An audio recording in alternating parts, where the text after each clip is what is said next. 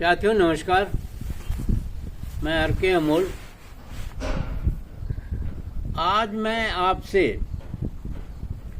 Police की मजबूरियों के संबंध में चर्चा करना चाहता हूँ।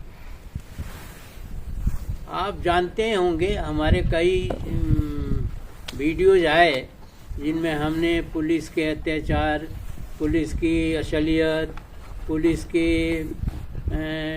अन्य कामों के बारे में कुछ वीडियोज बनाए हैं। आज एक पुलिस की मजबूरियों के बारे में आपको वीडियो बना के प्रस्तुत कर रहा हूँ।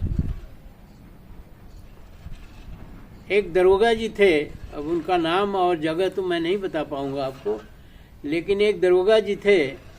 उन्होंने बताया कि कितनी विसंगतियाँ हम लोगों के जीवन में होती हैं, इसके बारे में आपको बताते हैं सर। मैंने कहा बताइए।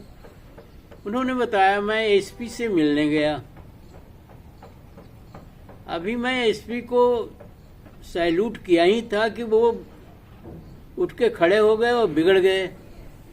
बोले, तुमसे बार बार कहा जा रहा है कि फला क्रिमिनल को पकड़ के ले आओ, और तुमने अब तक क्रिमिनल को पकड़ के नहीं ले आए, और हमें अब शब्दों की बौछार लगा दी। उनका ये था मनसा कि मैं पुलिसिया हिसाब से काम कर रहा हूँ, या तो उससे रिश्वत खा लिया हूँ, या मैं कोशिश नहीं कर रहा हूँ, या जो भी हो। फिर वो तमा गया।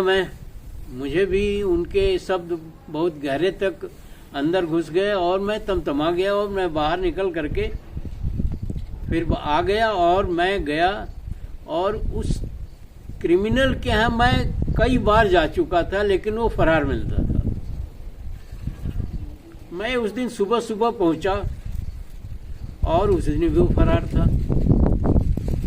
तो मैंने मेरे दिमाग में एकदम पागलपन आ गया कि मैं उसके औरत को, जिसको 3 महीने का बच्चा हो गया था, मतलब पैदाइश हो गई थी, 3 महीने के बच्चे को घर पर छोड़ करके और उसकी औरत को ले आकर के मैंने लॉकअप में बंद कर दिया।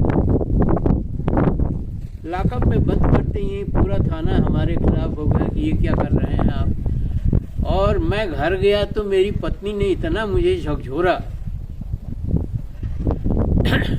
कहा कि उसका 3 महीने का बच्चा है, और अगर उसका दूध डिस्चार्ज नहीं होगा तो उसको एक बीमारी थनैली की होती है, वो हो जाएगा।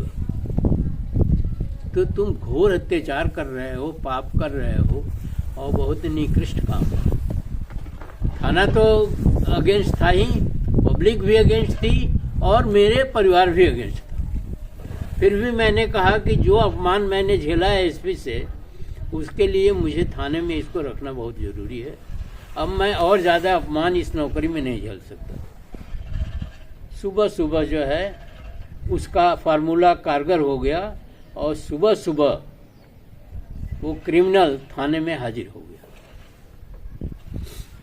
क्योंकि सबको, चाहे क्रिमिनल हो, चाहे जीव जंतु हो, चाहे कोई भी हो, एनीवन,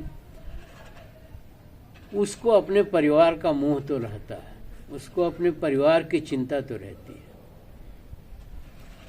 और वो हाजिर हो गया। मैंने उसकी औरत को छोड़ दिया सुबह ही, और उसको हाजिर होने पर मैंने कोर्ट में पेश किया, जो पुलिस की कार्रवाई होती है। तो ये भी एक विडंबना ही है कि कुछ इस तरह के काम करने पड़ते हैं पुलिस को, जो नैतिकता के भी पैमाने पर गड़बड़ है, हर पैमाने पर गड़बड़।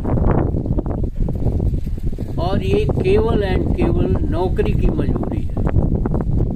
वैसे भी पुलिस वालों से 24 घंटे, नीचे के सिपाही और लोगों से 24 घंटे की नौकरी कराई जाती है। सरकार इस बारे में कुछ नहीं सोचती है, और सरकार में तो उल्टी खोपड़ी के लोग बैठे हुए हैं, और सरकार में ऐश कर रहे हैं लोग, और किसी तरह की कोई उनकी सोच नहीं है। चाहे वो विभागों के बारे में है, चाहे लोगों के बारे में हो, चाहे किसी भी तबके के बारे में उसकी सोच जो है नहीं है। और केवल राजनीति, राजसत्ता का भोग या धर्म सत्ता का भोग ही उनका जीवन का उद्देश्य है। आप वीडियो को पढ़िए, समझिए, एक दूसरे के कठिनाइयों को, परेशानियों को भी समझना आवश्यक है। और शासन सत्ता जो मदमस्त है उसके बारे में भी आपको सोचना चाहिए कि किस तरह का कार्यशैली इनकी क्या है। ये राजाओं की कार्यशैली हमेशा ही संदिग्ध रहती है और संदिग्ध है। इसलिए मैं कह रहा हूँ कि वो सत्ता के सर्वोच्च शीर्ष पर बैठे हुए हैं, उनको इस बारे में कार्रवाई करनी चाहिए। इसी के साथ वीडियो समाप्त करता हूँ। आप पढ़िए वीडियो को, मुझे भी बताइए और कमेंट बॉक्स में अंकित करिए। जय संविधान।